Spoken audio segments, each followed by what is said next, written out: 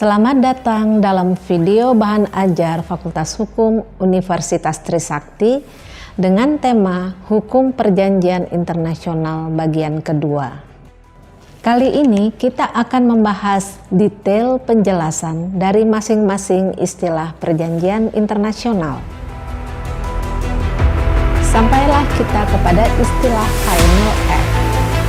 Final Act adalah dokumen yang berisikan ringkasan laporan sidang dari suatu konferensi dan juga menyebutkan perjanjian-perjanjian atau konvensi-konvensi yang dihasilkan oleh konferensi tersebut.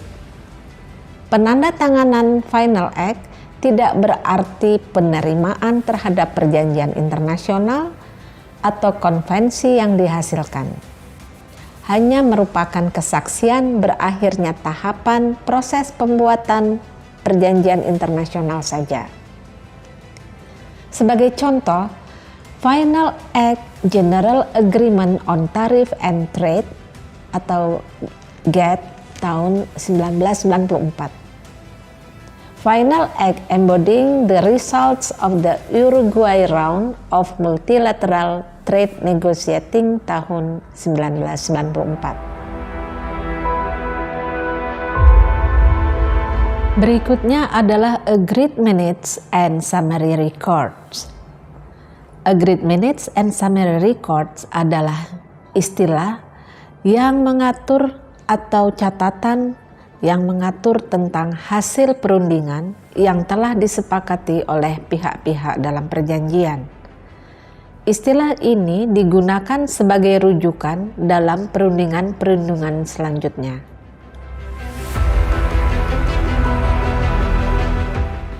Istilah Memorandum of Understanding.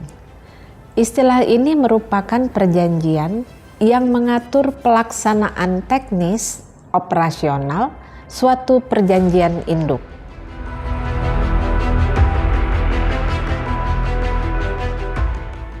Sementara istilah arrangement adalah suatu perjanjian yang mengatur pelaksanaan teknis operasional suatu perjanjian induk.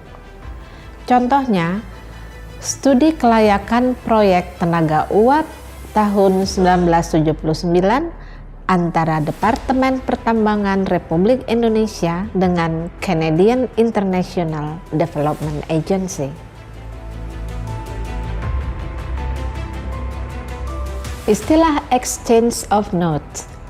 Istilah Exchange of Notes atau pertukaran nota merupakan perjanjian internasional yang bersifat umum dan memiliki banyak persamaan dengan perjanjian hukum perdata. Istilah ini dilakukan dengan mempertukarkan dua dokumen yang ditandatangani kedua pihak pada masing-masing dokumennya. Contohnya, digunakan dalam pemberian hibah, penyediaan alat-alat teknik, peningkatan studi, dan sebagainya.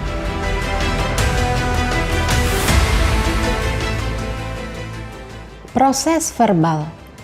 Istilah proses verbal atau catatan pertukaran atau penyimpanan piagam pengesahan digunakan untuk mencatat kesepakatan hal-hal yang bersifat teknis administratif atau perubahan-perubahan kecil dalam suatu persetujuan.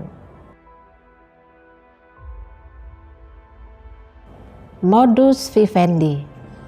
Modus vivendi adalah suatu perjanjian yang bersifat sementara dengan maksud akan diganti dengan peraturan yang tetap dan terperinci. Modus vivendi dibuat secara tidak resmi dan tidak memerlukan pengesahan.